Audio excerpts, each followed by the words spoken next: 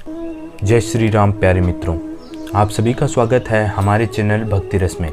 Thumbnail देखकर आप समझ ही गए होंगे कि हमारी ये वीडियो किस विषय पर है। आप सभी लोग हनुमान चालीसा तो पढ़ते हैं, लेकिन क्या आप उसका अर्थ समझते हैं? हनुमान चालीसे की प्रत्येक चौपाई का एक अर्थ है। ऐसी ही आज एक चौपाई के अर्थ का विश्लेषण हम करेंगे। चौपाई है अष्ट सिद्धि नवनिधि के दाता, असवर दीन जानकी माता। अर्थात हनुमान जी के पास संपूर्ण 8 सिद्धियां हैं जो उन्हें एक देव बनाती हैं। वे 9 निधियों के दाता हैं। जब वे माता जानकी से अशोक वाटिका में मिले तथा उन्हें राम कथा सुनाई, तब विदा लेते समय माता जानकी ने उन्हें ये आशीर्वाद दिया था कि हे अष्ट सिद्धि नवनिधि के दाता, तुम सदैव राम के प्रिय रहो। अब ये 8 सिद्धियां व 9 निधियां क्या है, इनका क्या प्रभाव है, इनसे कौन सी देवीय ऊर्जा या शक्ति प्राप्त होती है, आज हम आपको इसी के बारे में बताएंगे। तो हमारे साथ वीडियो के अंत तक जरूर बने रहें। तो ये 8 सिद्धियां कुछ इस प्रकार हैं। पहली अणिमा, दूसरी महिमा, तीसरी लघिमा, चौथी गरिमा, 5वीं प्राप्ति, 6ठी प्रकाम्य, 7वीं ईशित्व और 8वीं वशित्व। अब हम जानते हैं कि इन सिद्धियों से हमें कौन सी शक्तियां प्राप्त होती हैं। पहली अणिमा। अणिमा सिद्धि से हम अपने शरीर को अणु से भी छोटा कर सकते हैं। इसी के प्रयोग से हनुमान जी अपने शरीर को अपने आकार से बहुत छोटा कर सकते थे, जिससे वे सुरसा के मुख में प्रवेश करके आसानी से बाहर निकल आए तथा लंका में भी वे इसी के सहारे प्रवेश कर माता जानकी की तलाश करते हैं। दूसरी सिद्धि है महिमा। इस सिद्धि से हनुमान जी अपने शरीर को अपनी इच्छा अनुसार कितना भी बड़ा कर सकते हैं। जैसे जस जस सुरसा बदन बढ़ावा, तासु दून कपि रूप दिखावा। अतः इस सिद्धि से वे अपने शरीर को आकार में बड़े से बड़ा कर सकते थे। तीसरी सिद्धि है लघिमा। लघिमा अर्थात अपने शरीर को हवा से भी हल्का कर लेना।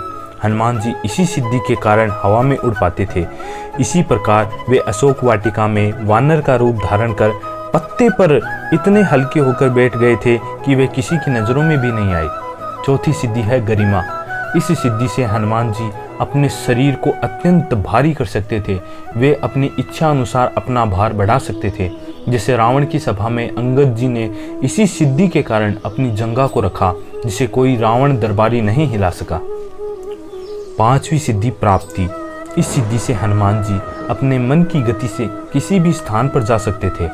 इस सिद्धि से हनुमान जी भविष्य की बातें जान सकते थे तथा वे पशु पक्षियों की भाषा भी समझ सकते थे, जिसके द्वारा उन्होंने अशोक वाटिका में पशु पक्षियों के वार्तालाप से माता जानकी का सही पता जाना था।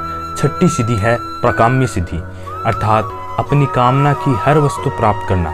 इस सिद्धि के माध्यम से हनुमान जी जो वस्तु चाहे वो प्रकट कर सकते थे।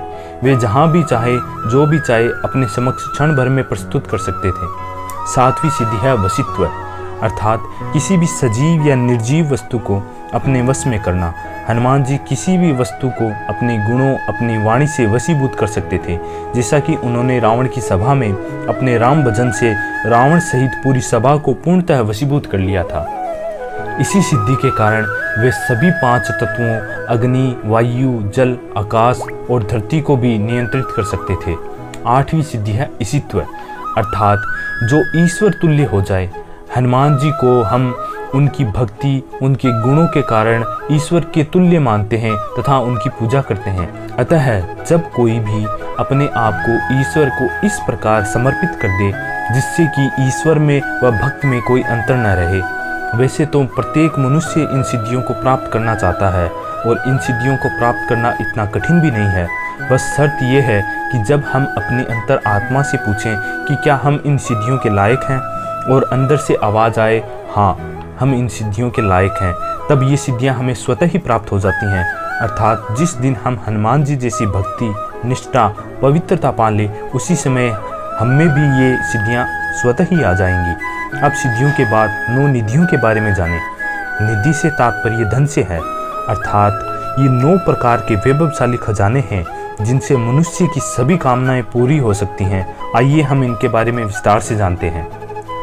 पहली निधि है पद्म निधि। पद्म निधि से मनुष्य सात्विक होता है तथा स्वर्ण चांदी का संग्रह करके वह दान करता है। दूसरी है महापद्म निधि। इस निधि से मनुष्य अथाह धन प्राप्त कर पुण्य कार्यों में लगाता है। तीसरी निधि है नील निधि। इस निधि से मनुष्य सात्विक तेज बढ़ता है तथा उसकी संपत्ति 3 पीढ़ियों तक रहती है। चौथी निधि है मुकुंद निधि। इस निधि द्वारा मनुष्य रजोगुण संपन्न होता है तथा राज्य संग्रह करता है, अर्थात अपनी संपत्ति को बढ़ाता रहता है। पांचवी निधि है नंद निधि। नंद निधि से युक्त मनुष्य राजस और तामस गुणों को प्राप्त करता है। छठी विधि है मकर निधि।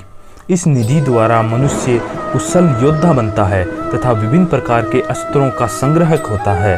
सातवीं निधि है कच्छप निधि। इस निधि से मनुष्य में तामस गुणों का जागरण होता है तथा वह अपनी संपत्ति को अपने ही उपभोग के लिए संग्रह करता है।